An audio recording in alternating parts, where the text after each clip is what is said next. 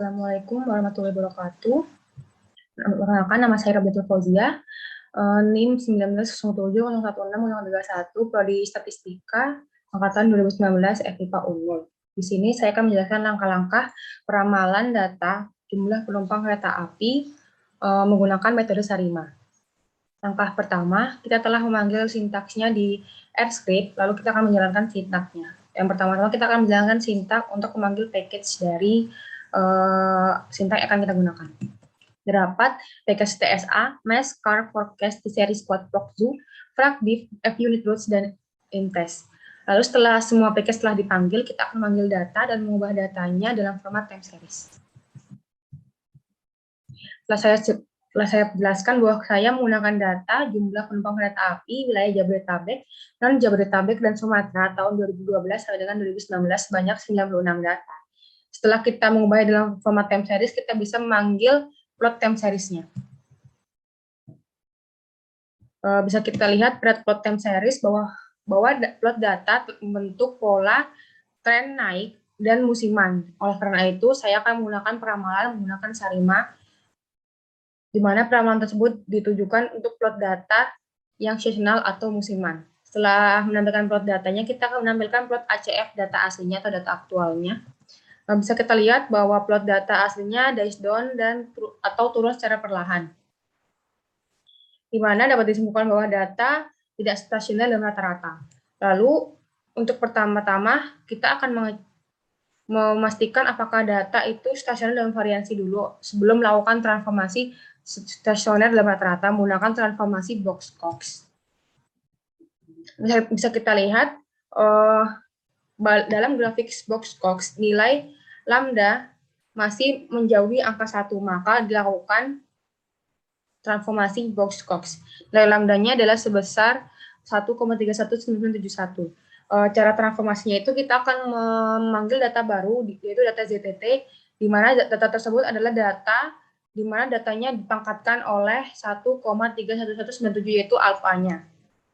Lalu didapatkan data hasil transformasi Box-Cox seperti pada R console-nya sebanyak 96 data, dan kita akan melakukan memanggil nilai lambdanya apakah telah mendekati 1 atau belum. Didapatkan nilai lambdanya yaitu sebesar 0,995, di mana nilai lambda tersebut telah mendekati 1, maka data hasil transformasi telah stasioner dalam rata-rata, telah stasioner dalam variansi. Setelah data telah stasioner dalam variansi, selanjutnya kita akan menambahkan plot ACF data transformasi. Ternyata data transformasi masih memiliki plot ACF yang dice down atau turun secara perlahan, maka disimpulkan bahwa data setelah transformasi masih belum stasioner dalam rata-rata. Oleh karena itu, kita akan melakukan uji ADF test untuk membuktikan apakah memang belum stasioner dalam rata-rata. Cek stasioner dalam rata-rata menggunakan uji ADF test. Bisa kita lihat untuk nilai p-value ADF test sebelum differencing sebesar 0,965, di mana itu lebih besar dari taraf signifikansi sebesar 0,5. Maka data setelah transformasi masih belum stasioner dalam rata-rata. Oleh karena itu, kita akan melakukan differencing 1 kali dan melakukan uji ADF test lagi. Setelah melakukan differencing 1 kali, didapatkan data hasil differencing sebanyak 95 data, dan bisa kita lihat hasil nilai p-value pada uji ADF test sebesar 0,01, di mana nilai tersebut kurang dari nilai taraf signifikansi sebesar 0,5, maka dapat disimpulkan data hasil diferensi 1 kali telah stasioner dalam rata-rata. Setelah mendapatkan kesimpulan bahwa data telah stasioner dalam rata-rata, kita bisa melihat ACF data differencing-nya. Ini adalah ACF data hasil differencing, di mana ACF plot ACF-nya telah tidak terlihat dice down lagi dan telah mengalami cut off. Lalu bisa kita lihat untuk data seri data diff, yaitu data hasil differencing mengalami cut off akselak 1, namun pola data musimannya yaitu untuk laka 12, laka 24, dan setiap kelipatan 12 masih mengalami dice down. Oleh karena itu, kita akan melakukan differencing kedua, yaitu differencing untuk pola data musimannya dengan differencing 12 kali musiman dan mengecek ADF test-nya lagi. Didapatkan nilai p-value pada ADF test data diff kedua yang sebesar 0,01, maka dapat disimpulkan bahwa data differencing kedua telah stasioner dalam rata-rata musimannya. Lalu kita akan memanggil plot ACF data setelah differencing kedua. Bisa kita lihat untuk plot musiman, untuk lak musiman dan lak non musiman telah stasioner dalam rata-rata, yaitu tidak mengalami dash down. Setelah mendapatkan kesimpulan bahwa data telah stasioner dalam rata-rata dan varians, kita bisa membuat modul sementara menggunakan plot ACF dan PACF data differencing kedua. Kita lihat plot ACF-nya. Di plot ACF data differencing kedua, untuk model non musimannya bisa kita lihat bahwa terdapat cut off after lag 2, dan untuk model musimannya cut off after lag 3, di mana kelipatan lag ketiga dari musimannya yang melewati batas. Selanjutnya kita akan memanggil PACF-nya. Di plot PACF untuk model non musimannya terdapat cut off after lag 2, dan pada model musimannya tidak terdapat cut off after lag. Jadi untuk PACF untuk model musimannya 0. Setelah mendapatkan model sementara dan mendapatkan dari model sementara dari ACF dan PACF, kita akan mengkombinasikan sehingga didapatkan model sementara sebanyak 32 model, dan selanjutnya akan dilakukan tahap estimasi parameter, di mana tahap estimasi parameter di sini akan melihat apakah estimasi dari parameter setiap model dari 32 model tadi telah signifikan, yaitu kurang dari 0,05. Kita bisa langsung jalankan aja semuanya. Banyak 32 model.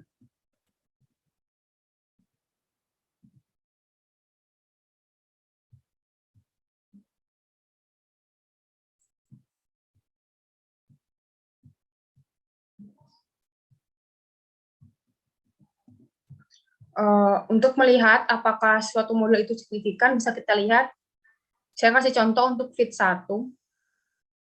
Fit 1 di sintak coef-test fit 1, nilai estimasi untuk MA1 dan SMA1 bisa kita lihat untuk nilai p-value-nya yang ada tanda bintang-bintang, di mana kalau misalnya ada tanda bintang-bintang, maka dapat disimpulkan bahwa kedua estimasi MA1 dan SMA1 telah signifikan karena memiliki nilai p-value kurang dari 0,05. Hal ini bisa kalian terapkan di ke-31 model yang lainnya, sehingga didapatkan 9 model yang signifikan. Setelah mendapatkan 9 model signifikan dari uji tahap estimasi parameter, kita akan melakukan pengecekan diagnostik untuk melakukan apakah data residual dari model yang telah signifikan itu memenuhi asumsi normalitas. Kita bisa mulai dari res 1 fit 1.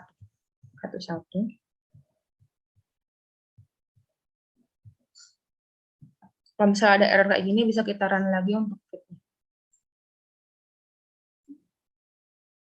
25. Lalu kita ulang lagi yang tadi.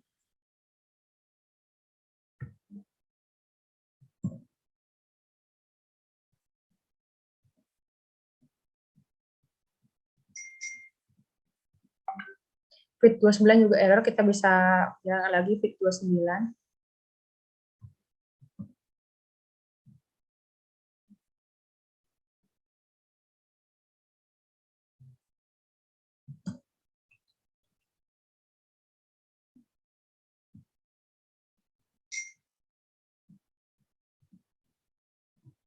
Fit 32 juga error, kita bisa jalan lagi fit 32.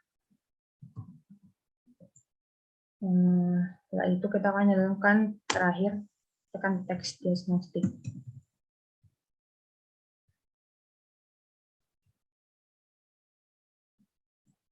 Bisa kita lihat untuk tes diagnostik uji normalitas untuk res 1, residual 1 pada fit 1, residual 2 pada fit 3, residual 3 pada fit 5, itu memiliki nilai p-value kurang dari taraf signifikansi, yaitu 0,05, maka res 1, 2, 3 tidak memenuhi tes diagnostik untuk kenormalan. Lalu untuk res 4, di mana menggunakan fit 6, memiliki nilai p-value sebesar 0,09, maka fit 6, yaitu res 4, telah memenuhi untuk uji normalitasnya.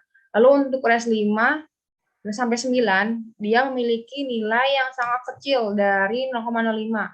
Maka dapat disimpulkan bahwa res 5 sampai dengan res 9, yaitu pada fit 25, fit 27, fit 29, fit 30, dan fit 32 tidak memenuhi uji asumsi normalitas. Maka dapat disimpulkan bahwa hanya fit 6 dengan residual 4 yang akan dilanjutkan ke uji teks diagnosis kedua, yaitu uji white noise.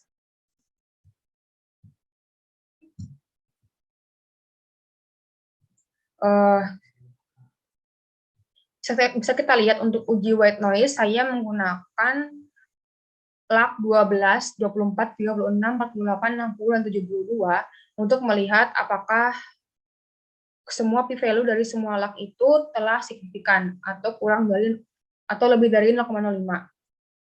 Dan didapatkan bahwa semua hasil p-value-nya dari log 12 sampai dengan log 72 telah memenuhi uji white noise. Maka dapat disimpulkan bahwa RES 4 dengan model ke-6, fit 6, adalah model terbaik dari permodelan yang digunakan untuk meramalkan data jumlah penumpang. Selanjutnya, kita akan melakukan prediksi, di mana kita akan memprediksi dengan menggunakan fit 6 dan mengembalikan data hasil prediksi dengan memangkatkan data prediksi dengan 1 per alfa yang telah ditentukan tadi di awal, dan kita akan mendapatkan data prediksi, dan kita akan buat data tersebut dengan format CSV dan menyimpannya di D dengan nama jurnal hasil prediksi KAI.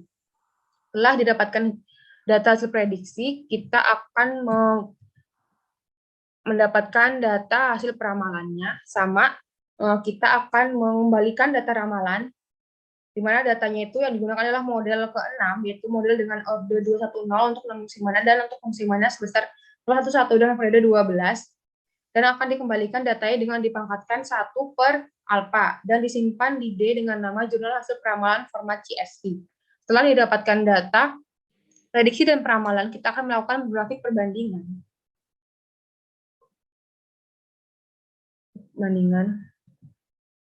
Dengan memanggil data jurnal prediksi ramalan dan memanggil data aktualnya. Setelah itu kita akan membuat plotnya. Mohon maaf, untuk hasil peramalannya sendiri, kita kembali ke atas. Hasil peramalan sendiri tidak jauh berbeda dari data aktualnya, dan dia cenderung mengalami musiman lagi polanya. Bisa kita lihat untuk membuktikan polanya pada pola grafiknya, yaitu memanggilnya dengan plot sampai dengan grid. Bisa kita perhatikan untuk pola data hasil ramalannya itu dia mengalami musiman lagi, yang garis warna hijau, dan disimpulkan bahwa data hasil prediksi atau hasil ramalan tidak jauh berbeda dengan data aktualnya, sehingga peramalan menggunakan SARIMA sesuai untuk meramalkan jumlah penumpang kereta api di wilayah Jabodetabek, 6 Jabodetabek, dan Sumatera pada tahun 2012 sampai 2019 dengan peramalan 8 bulan yang akan datang. Baiklah, terima kasih telah menyaksikan langkah-langkah menggunakan metode SARIMA dari saya. Mohon maaf jika saya ada salah kata atau kurang dalam penyampaian. Wassalamualaikum warahmatullahi wabarakatuh.